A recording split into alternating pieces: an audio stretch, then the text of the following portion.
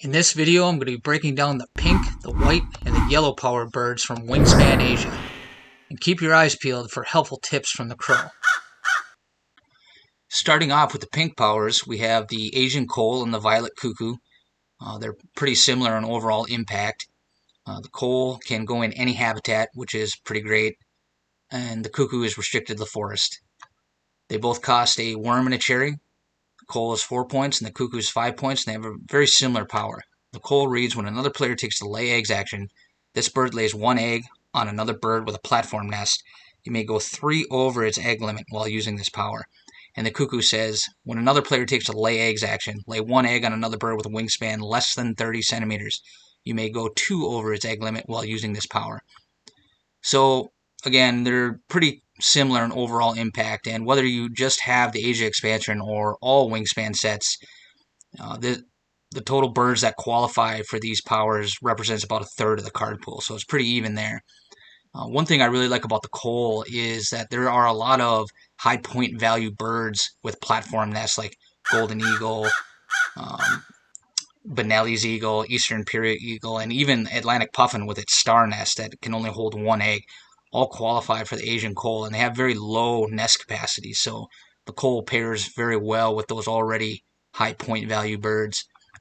With the violet cuckoo, birds with wingspans less than 30 centimeters, these birds are generally the low point value engine anchor point birds, for lack of a better term. Moving on to the yellow power birds, we start with the common tailor bird. Now, this isn't an especially impressive bird on its own. It's got the flexibility of being able to be played in the grassland or the forest. It has a flexible food cost of a worm in the wild. It's a low point value at 2. It has a small nest of 2, but it's a star nest, so that's good. And it helps out with its power, which is find a contiguous group of birds in your preserve that all have the same nest type. Lay one egg on each of them. Star nests count as any nest type. So really, you're going to be saving this bird and looking at your board as you're playing, and you can save it toward the end of the game, where you've got the maximum amount of birds you're probably going to produce in that game, and you can line that up and try to find, like, hey, I can actually link together 4 or 5 birds with this, as well as maybe meeting the conditions of a bonus card or a round goal or a duet goal. And that's really what I've used this bird for, is to line up multiple bonuses, because on its own, even if you're linking together 2 or 3 birds, not really that impressive. It's a 2-point bird that might pick you up 2 to 3 points at the end of the game, so really you want to kind of try to stack a lot of bonuses if you can. So the Greater Adjutant and the Indian Vulture have basically the same power. The Adjutant reads, copy 1 bonus card of the player on your left as if it were your own, score it based on your own birds. And the Indian Vulture checks the player on your right. So in a 2-player game, this is always going to be your singular opponent. In a 3-player game, you're going to have a player on your left and a player on your right. And in a 4 or 5-player game, it's really where the value of these birds starts to drop off, because there's going to be a couple of players, 1 to 2 players, or if you're playing flock mode, up to 3 or 4 total players that have bonus cards that you can't target. So when you take all the bonus cards in the game, you spread them out across a bunch of players. You want to be able to try to access as many of those bonus cards as possible, right? But when you get to those higher player counts, you're not going to be able to have access to some of the best bonus cards if those people happen to get the cards. Some choice cards you want to copy are like Falconer and Rodentologist, or Omnivore Expert, and it's easy to kind of see on your opponent's board that they might have those bonus cards, because if they start stacking up a lot of rodent-eating predators or a lot of birds that happen to eat wild food, maybe play something that doesn't see a lot of play, it seems like an abnormal play, but it has that wild food cost. That's kind of an indicator that they might have Omnivore Specialists, so you can target those players with these birds to hopefully score some choice bonus cards. But the general qualities of these birds are pretty poor. I mean, the vulture is made in typical vulture fashion. It costs 0 food. It's the first vulture with 0 points, I think, and it can only hold 1 egg, which is terrible. And the adjutant, it adds 1 egg to its nest over the vulture, and that's 4 points, and that jacks its food cost up to 3 food. Now, 3 food for a 4-point bird with a 2-egg nest is pretty bad. So really, when you're drawing these cards, you're looking to see, okay, can I tell that it's a sure thing that I score a big bonus card off my opponent? And if it doesn't look like that, these are probably not good plays, in my opinion. So moving on to the white powers, we have the Asian Emerald Dove. It's an expensive 6-point bird with a 2-egg nest, so that's not very impressive. But it lays 2 eggs on each other bird in the column. So if you play this into your column 1, and you've got 2 other birds there, this is a 10-point play, which is pretty great. If you drop it into columns 2 or 3, it's a 9-point play. In columns 4 and 5, it's an 8-point play due to the egg costs of playing the bird to begin with. Assuming you have the other birds to go along with it, of course. Crested ibis. We've seen this type of bird quite a bit before in the past, and of course that it's a 3-food, 7-point, 2-egg nest bonus card bird, right? Draw 2 new bonus cards and keep 1. But what sets this one apart, it actually has a drawback built into the power, believe it or not. Other players may discard any 2 resources, be it food, eggs, or cards, to do the same. So not only are you getting the benefit of drawing new bonus cards, your opponents get to do that as well. So that's a scary prospect to be dropping this type of bird and then potentially handing your opponent, maybe half to more of the points that you score from this bird. If you ended up, let's say you play this bird and you get a 7-point play, and then you whiff on your bonus card, you get 0 points off that, but then they get a really great bonus card and score 6 or 7 points. They've basically scored the same amount of points as you. So it's kind of the Russian roulette type of situation with these powers. Just doesn't sit right with me, but like everything else, it'll have its time and place. You want to look at your opponent's resources and see if they can, like if they don't have any food, eggs, or cards, which is unlikely, if they don't have any extra resources, feel free to drop this thing and reap the benefits. But I think almost you get to the end of the game and people are more likely to have less food and less cards because they're trying to burn those resources up to stay efficient, but they're probably going to have some eggs on the board. So they'll be able to chuck 2 eggs or 2 points to try to score another choice bonus card. And then maybe they whiff and they just lost 2 points. Desert Finch, not too impressed with this one. It's an expensive 6-point bird. It does have a 4-egg nest. Lay 1 egg on this bird for each other bird in your grassland. So if you play it into column 5, you have 4 other birds in your grasslands. This will be a 10-point play, 8 after you pay the 2 eggs to play this into column 5. So pretty vanilla bomb. Could be used in the mid-game like the Emerald Dove to try to squeak out a couple eggs, like 2 eggs or so, to try to avoid taking a lay eggs action to generate eggs you need to play more birds. So there is that. Eurasian Hoopoe, we see evolution of the stealing powers introduced in the European expansion. This is a white power, so it only happens once. Steal 1 worm from each of your neighbors, so the player to your left and the player to your right. Each neighbor from whom a worm was stolen may gain 1 wild food from the supply. So it's been confirmed that if you only have 1 opponent, so a 2-player game, you only get to steal 1 worm. They don't count as both the player to your left and to your right. Or, in this case, they've introduced the keyword neighbor in the Asia expansion. But otherwise, 7-point bird with a 5-egg nest, that's above average. I think there's only 3 or 4 other birds that are 7 points or more that has a nest size of 5 or higher. So generally speaking, it's a typical 3 food cost, 7-point bird, above average nest. And I'm not necessarily sure how useful the power will be, but if silver lining, if you do get a worm from your opponent, yeah, they do get to go get a wild food from the bird feeder.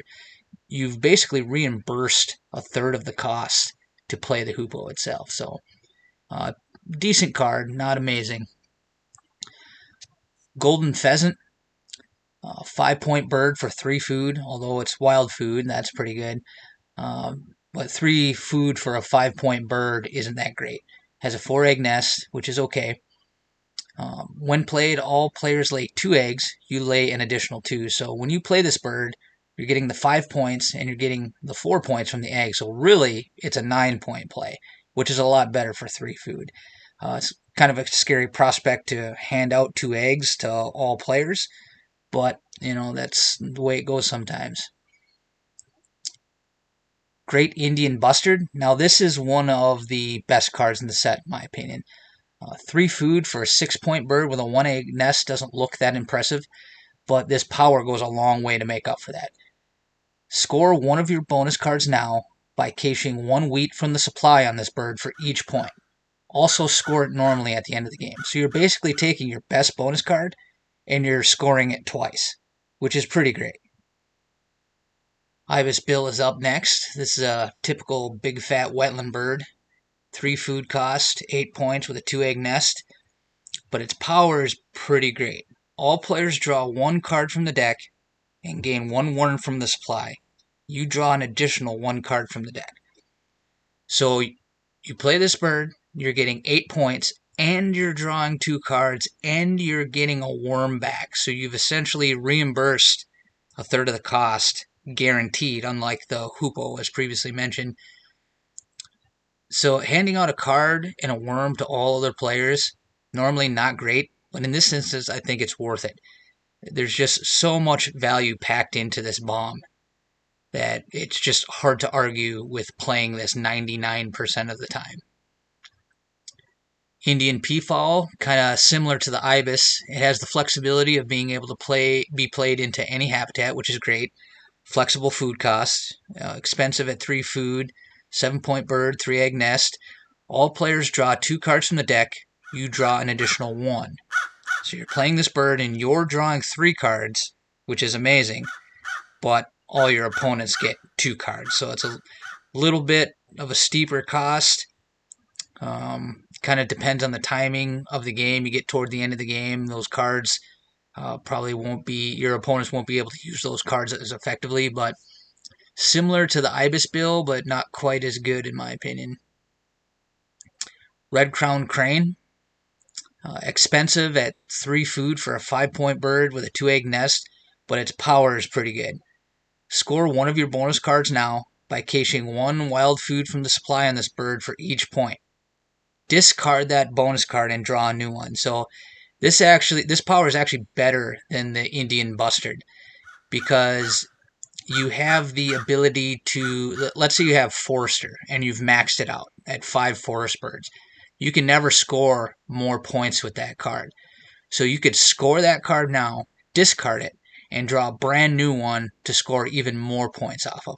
Or conversely, if you have a bad bonus card, let's say you were stuck with some crummy ones at the start and you just had to pick a bad one, you could play the crane and score 0 off that, but you can discard it in order to try to salvage it and get a better one in its place. So there's a lot of flexibility and great point scoring potential baked into this card. Rose-ringed Parakeet. Now this is the first white-powered copy power we've seen, and there's a lot of potential to abuse this. So it's 1 food, 2-point bird with a 2-egg nest. Pretty crummy. But imagine someone playing Atlantic Puffin, and you play the Parakeet to copy that. You get, for 1 food, you get to look at 2 bonus cards and keep 1. Not necessarily amazing. It's that's California Condor territory. But additionally, you can copy one of your opponent's play another bird powers. I call these PAB or PABs for short. Like you can see right next to the Parakeet here in the list, the small mini vet. Play an additional bird into your forest. So you could play the Rose-ringed Parakeet into your grassland. You could copy your opponent's small mini vet and then get to play another bird into your forest. And this has been confirmed to function this way. So there's all kinds of great potential with this. You could copy your opponent's Ibis Bill. You could, well, maybe that isn't so great now that I say it. A lot of the value of the IBIS bill is baked into its 8 points. But like, for example, the Indian Bustard, score a bonus card now by caching food, or the white-headed duck drawing bonus cards, or the small minivet or the trumpeter finch. There's all kinds of different examples, and this is only going to get better as more sets are released and more white powers are released, and we get to see new and potentially rule bending or game altering effects. So just like with all copy powers and repeat powers, they're only as good as the powers that are already on the board, but there's a lot of potential to be amazing with this Rose Ring Parakeet. Now on to the small minivet, as we mentioned before.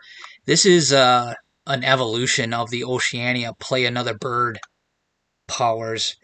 It's cheap at 1 food, and it's worth 3 points, and has a 2-egg nest. So this is actually, if you look at all the other Play Another Bird powers, they're all like 1 or 2 points, and the ones that hit 3 points are really pushing the efficiency of the archetype with that point value for the food cost. So that's really good for this archetype of bird right out of the gate. But its power is pretty amazing. Play another bird into your forest. You may ignore 1 worm or 1 egg in its cost. Now, the Oceania versions of these birds let you ignore an egg. This one takes it a step further and lets you ignore 1 worm or an egg in its food cost. There's just so much flexibility and point scoring potential baked into this archetype of bird, and I'm really happy to see this. Although you'll see down here we have the trumpeter finch, which is the grasslands version of the small minivet, and it's twice the food cost, so it's not quite as efficient, and it's double wheat, so it's harder to play, but it lets you ignore a wheat or an egg in the food cost of the bird you play, and it's got twice the nest capacity as the minivet. But strangely enough, there isn't a wetland version of this. Now, like in the Oceania expansion, there's a forest one, a grassland one, and a wetland one, but we don't see a wetland one in the Asia expansion. So that's kind of a strange omission. I've wondered about this, and I wonder if they kind of hit the cap for the set, like they had to cut a card, and that's the one that got cut. It's kind of a unfortunate thing because these powers are so good. I would have loved to have seen the wetland version of that make it in. So we'll move on to the Smew. This is a really interesting card. I like it. So it's expensive at 3 food for a 4-point bird and a 4-egg nest. Not great. But when played, you get to draw 4 cards. So you're paying 3 food, you're getting a 4-point bird, and you're drawing 4 cards. Anytime you can draw that many cards is pretty great. So you're tucking 2 of those cards, so that's a forced effect. So really what's happening is you're drawing 4, you're tucking 2, and you're keeping the other 2, so you're really making a 6-point play here for 3 food, which enters into the realm of normal point scoring efficiency as far as the 3 food cost birds go. There's plenty of 3 food cost 6-point birds. But being able to draw 4 cards and keep 2 is pretty great. It's kind of that filtering effect. You get to see a bunch, and then you only keep half or whatever it might be, depending on, like Forster's turn is draw 1, discard 1, or Ruddy Duck is draw 2, discard 1. Here you're drawing 4 and tucking 2, which is way better than any of those previous card drawing powers I mentioned. So I look forward to playing that one. I'm not sure it's one of the best cards in the set, but it's above average, I'd say. It's pretty good. And I would be happy to draw that at almost any point in the game. Spoonbilled Sandpiper. This is a weaker version of the Crested Ibis. It's basically the same bird, but it costs 1 less food and it's 2 less points. So you're getting less point scoring potential out of this bird with the same drawback as the crane, giving your opponents the opportunity to draw more bonus cards and score more points like that. So you can get away with that with higher point value birds like the crested ibis, but once you start dropping down into the 5, 4, 3 point range, this power just makes me not want to play it. But time will tell. Like I said with the ibis, if you see that your opponent doesn't have these extra resources, that's the prime opportunity to play this sandpiper and get the benefit for yourself. Trumpeter finch, we talked about that already. We'll go on to the last white power bird, the white-headed duck. And this is just a flat-out evolution, a better evolution of the core set bonus card birds that let you draw 2 bonus cards and keep 1. This one is draw 3 new bonus cards and keep 1. It's just flat out better. Now, this is balanced by the fact that it's a 4-point bird, and the nest on these type of birds, the nest capacity isn't really that big of a consideration when you're playing them. But having a 3-egg nest is handy, and the fact that it only costs 2 food and one of them is wild is pretty good. So keep your eye out for the white-headed duck. This is probably one of the better cards in the set, I'd say. Thanks so much for watching our video. Please help us on our quest to 1,000 subscribers. Like, subscribe, and share this video with your Wingspan friends. And don't forget to check out our blog at wingsplain.com.